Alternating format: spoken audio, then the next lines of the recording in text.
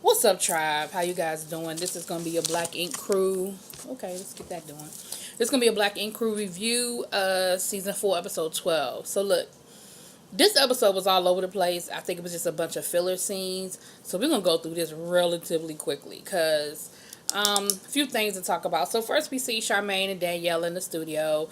You know, Charmaine had Danielle in there. She said that, Chicago's pretty dead as far as celebrities in the summertime after Lollapalooza. So they just talking about Danielle being engaged and how she's planning the baby shower. Baby shower, Lord. The bridal shower or bachelorette party, she said. And she starts talking about dicks, dicks, dicks, dicks, dicks. And Danielle was like, can you even say that on the radio? And I'm like, I don't think you can. And damn sure not that many times. Let me tell you something. Charmaine irks my soul. She does. Because I just think she's so raunchy.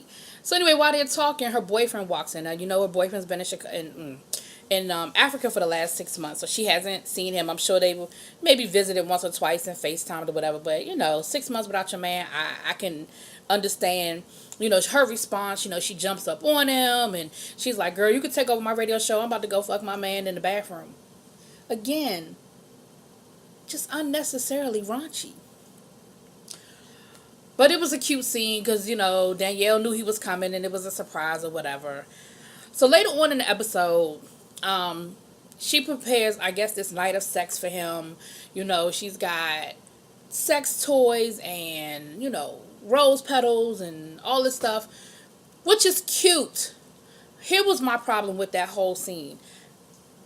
Charmaine, you just really don't have no problem being naked in front of everybody. Like, the cameraman, she walking around naked. They got to blur everything out. She got on a thong. Her ass is out. Now, here's what I don't understand. They blurred it out in this episode, but when her ass was in Jamaica with that thong on, they didn't blur her ass out then, but maybe it was more ass. I don't know. She got handcuffs and whips and stuff, and her breasts hanging all out and everything. And I just thought, even in front of the cameraman, Charmaine, you just everywhere, just out. But anyway, so they get to, talking or whatever, and Charmaine was like, I was tripping before you left, asking you to marry me and everything, and I want you to know that I'm past that, like, I'm cool with where we are, and I decided that I don't want you to marry me, I want a baby. And she in her confessional talking about something, I know I need to mature a little bit more, but I think I'm ready. That whole sentence was an oxymoron. You said. Anyway. So, of course, her boyfriend being the voice of reason was like, we're not ready for that. He was like, most women want the ring and then the baby. You don't care if you have the ring or not. You just want the baby. He was like, nah, we ain't ready for that. And so, they ended up having a little tiff or whatever. And that was the end of sex night. Welcome back night, I guess. Dawn and Ashley. I'm going to run through this, y'all. So, Dawn and Ashley had a little co-parenting date with the baby. They took him to one of those trampoline places, the jump places, and they playing with him in basketball and everything. And Dawn is just talking about how he how he's really just trying to win Ashley back, and they really doing really well with the co-parenting thing. And Ashley's saying Dawn's doing really good, but we a long way from where we need to be, but things were good in Jamaica. That was a great date. That's they don't do stuff like that anymore, which a lot of married couples get caught up in that, hustle bustle of kids work. So I think Ashley is enjoying being pursued, and she deserves it. After the way Dawn be treating her ass, she deserves him kissing all her ass. You know what I mean? Later on in the episode, which is the infamous scene that's been all over the internet, she goes out for girls' night. They're at the strip club. Jen is with them, and then her friend keeps telling her to get back with Dawn. And I'm like, what kind of friend is that? I just think that's you're my friend, and I keep seeing this man hurt you.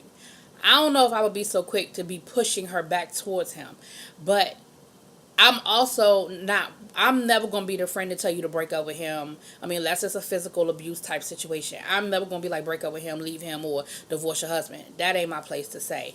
But I'm not going to be in such a rush to push you back towards him either when I see how he's treating you and I see that he's not treating you well. But anyway, it is what it is. So, the last performer of the night, the finale performer is being announced, and it's Inferno. Mr. Inferno, come on out. And it's Don in a fireman's outfit. And he's dancing because, they said Don used to dance in college. A lot of people danced in college, It ain't no lie. That whole I danced to get through school, that ain't no lie. A lot of friends that was dancing, driving down the road to another city so people wouldn't recognize them so easily dancing. Shit. Work ain't honest, but it pays the bills, as Funky Dineva would say. So anyway, so Don is dancing. Don asked him to tour up the club. He tried to hold on to, it ain't even a secure pole.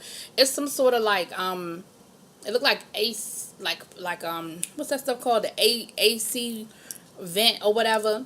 He trying to pull on that and pull up on Ashley, and his ass fell. Don, you know your ass is solid muscle. Probably damn near 300 pounds of just solid muscle, and your ass done fell. Tow up the fucking club. VH1, cut him a check. But Ashley was like, if he was trying to turn me on, it didn't work, but I do appreciate the effort, and, she took him home and gave him some. Talking about I should give him some sympathy sex just for that.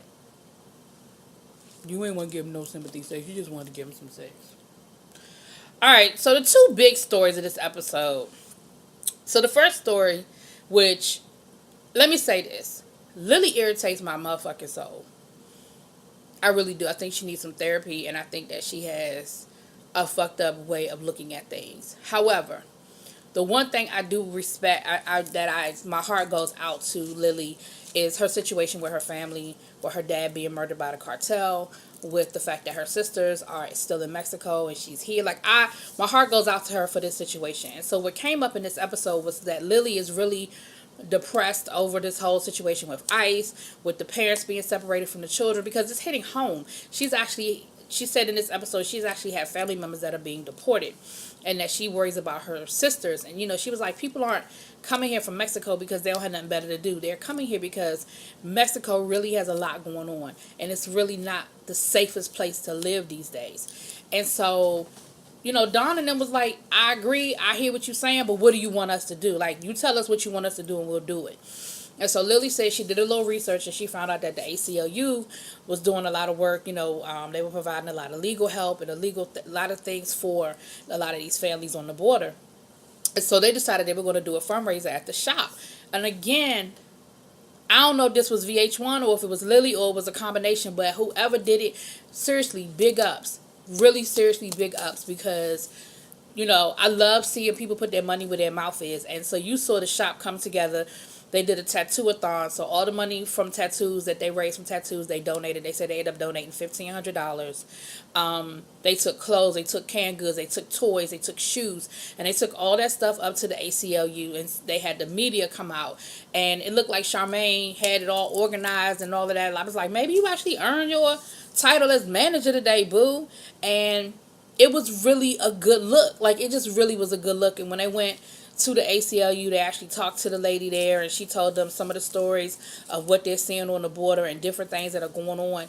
And it was sad. It was very sad, or it is sad, because it's still going on. We still have a whole lot of families that have not been reunited, and it's just a fucked up situation. And I've said this on different videos for different reasons. No matter how you might currently feel about immigration, as far as your political views on it, this situation that's been happening the last couple of months is not about immigration. It is about human beings. It is about how we treat each other as humans in this world together. This was not about, I agree with them coming over the border, they should come legally, all those different arguments. Fine, you can make your arguments. But how we as a country are treating these people that are trying to come into our country, whether it be legal or illegal, it's still a humane way that you deal with people. So there's that. I'm going to come back now. So they did a really great thing. And like I said, for that, I give them much respect. Lily, much respect. And the whole time I'm looking at this scene, I couldn't help but think, wouldn't it be really great if Junior could have been a part of this? I don't necessarily know Junior's nationality, but I know that Junior is Spanish speaking, and I know that his family, even if he is not a direct, his family is impacted by what's going on. And wouldn't it have been great for Junior to be able to be a part of this and be a part of helping? You know what I'm saying? So it just makes me think back on all that bullshit in Jamaica and how just bullshit, right? But anyway, so, but that was great. That was the highlight of the episode for me. All right, so back to the bullshit. The other big story that took place this episode was, what's my girl? Cobra. Y'all know Cobra ain't liked Reese from day one. I don't know what it is about Reese that Cobra has not liked. I don't know what she did. I don't know what bee she got in her bonnet for her. I don't know. But whatever it is, she has never liked Reese. Well, she done messed around and found out that Reese has a reputation of stealing other people's artwork and posting it as her own. Now remember, Lily said she found Reese through Instagram because she thought her artwork was dope. So the question is, one, that's just a big ass no-no. Like, you don't take credit for somebody else's work, especially when you're dealing with tattooing, because that's all you have. When you're a tattoo artist, all you have is your portfolio. Because the reality is, I might not know you from a hole in the wall, but if I see your work, I might be like, dang, who did that? Or I might go into a shop and be like, wow, I want that. So as a tattoo artist, especially now in the last 15-20 years with tattooing becoming such a big thing now, so many people are doing tattoos. It is a very flooded industry that you have to do something to stand out. So when you can't trust the work and the integrity of the work of who you're paying, and then the other thing is that shit is permanent. So if I'm getting a tattoo based on a picture I saw and that's not really what you can do, then you done fucked up my arm, leg, back, shoulder, whatever, off of some bullshit, right? And, of course, Cobra is like, it's just the integrity, and she's going off. She's pissed off about it, so she takes it to Charmaine. And Charmaine was like, okay, this is fucked up, and it needs to be dealt with, because she understands how serious that is. She was like, it needs to be dealt with. She was like, and I'll handle it. But then they did the fundraiser and everything, and Charmaine was like, I still haven't had a chance to talk to Cobra, but now is not the time. We're in the process of trying to, do this fundraiser, and, I'll talk to her at a later date. Okay. So, after the tattoo-a-thon and all of that, they're at the shop. It's Cobra and Risa at the shop. They're just talking or whatever, and Jen comes in and she talking about she bought some food for Van. Okay, so I gotta say this because this shit was funny, because I wrote it down and I gotta tell y'all. So they were talking about that oysters are aphrodisiacs, right? And so and so they was, because Jen bought Van some oysters, and she was like, yeah, that's an aphrodisiac, that get the juices going. Lily was like, what? She had never heard of, she didn't even know what the word aphrodisiac meant, and she had never heard of it before. Her ass said, I don't know what these Afro nuts are they talking about. I don't know what that's about making you horny, but I don't need to be horny. She said horny. She said Afro nuts. Afro nuts and aphrodisiac don't even sound nothing alike. I don't know. Alright, Lily. Anyway, so Cobra had a client that showed up, and Cobra wasn't there. And Lily was like, one thing I know about Cobra is that Cobra's about her money and she's about customer service. Cobra would never have a client waiting for her unless something was wrong. She was like, Cobra is usually the first one there, the last one to leave. Like, she don't play that. And, 10 minutes, 20 minutes, 30 minutes. So at 20 minutes, they start calling Cobra. They're like, yo, something must really be wrong, because that's just not, it's just out of character for Cobra. Like, they know that this is just not her character. They can't get her on the phone. She's not answering. She's not texting. She's not doing anything. She didn't call to say, hey, I have a client that's going to be there. Can you reschedule her? Can you let her know I'm coming? Like, nothing. Like, she was just radio silent, and they didn't know what to do. And so Lily was like, because Lily had burnt her hand. So that was the whole thing. Her hand was all bandaged up. She was like, I can't do a tattoo, but, we still trying to build up our reputation. We can't afford to have bad customer service or get a reputation. So she asked Reese she was like, do you mind if Reese will, if Reese would do it for you? And she was like, I don't really mind. She said, as long as Reese can do it, because I know what I want. And so Lily was like, oh, Reese can handle it. She can do it for you. And Lily even said it. She knew. She said, I know Cobra's sensitive as shit, and I know it's going to be a problem. She was like, but at this point, I don't care. We need to make sure that this customer is satisfied. She's been waiting an hour for Cobra. And here's the thing. Again, I'm get credit where credit is due. I'm not a big Lily fan. Y'all know that. But Lily is about her business. I will say that when she's not fighting. Because she has been consistent and been constant talking about customer service, how we treat our customers, building up a clientele. Like, she's been consistent with that. And so her thing was, I want to make sure that this customer leaves satisfied. Now, in hindsight, she probably should have just rescheduled. But I think in that moment, she just wanted to satisfy the customer. So I don't really think Lily did anything wrong as a manager per se. But and like I said, she knew the consequences. She knew that Lily was gonna be pissed. I mean, that Cobra was gonna be pissed off, and she was like, "I'll just take that hit."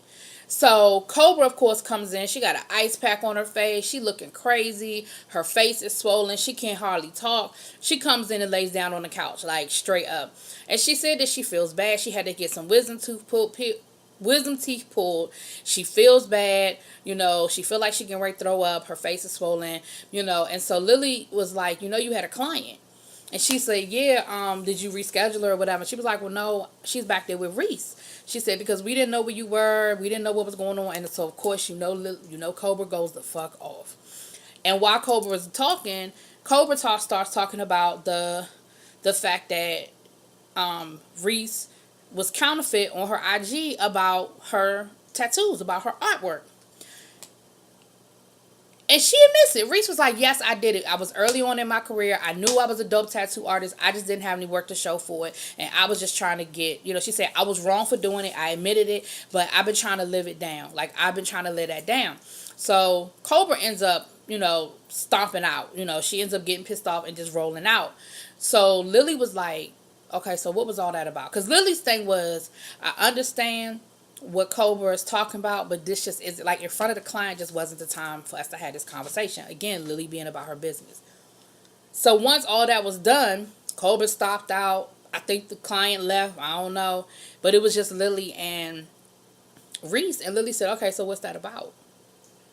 And Reese was like, first of all, I hate the fact that I hate how Reese be like, homie, what's up, homie? Why you mad, I hate that shit.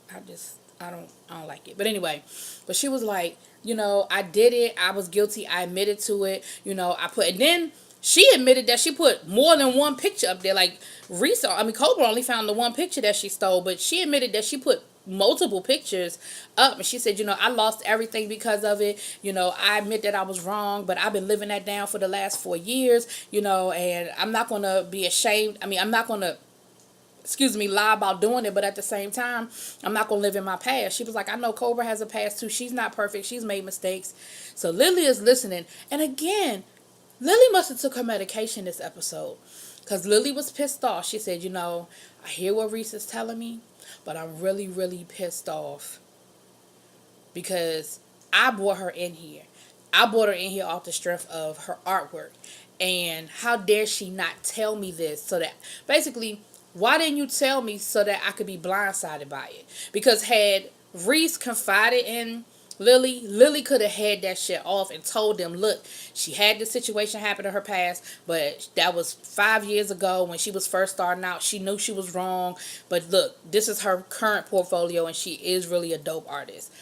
Lily's thing was, I brought you into the shop, so you're not just fucking with your reputation, you fucking with mine. But to Lily's credit, she left. She was like, I need to take a walk. She was like, I just need to take a walk. I'm proud of you, Lily. I'm proud of you. Because you could have very easily just punched her in the mouth, which is what you've done before. So anyway, that was the episode. Like I said, it was some things in there, because I think this whole Reese faking her tattoo thing is going to carry over. But the rest of these storylines, But again, big ups for the customer. I was going to say customer service. For the community service that they did, especially connected to what's going on and currently in our world, and I appreciate that. So y'all let me know what y'all think. See, I'm back on track, y'all. Boom. Gotta go to work.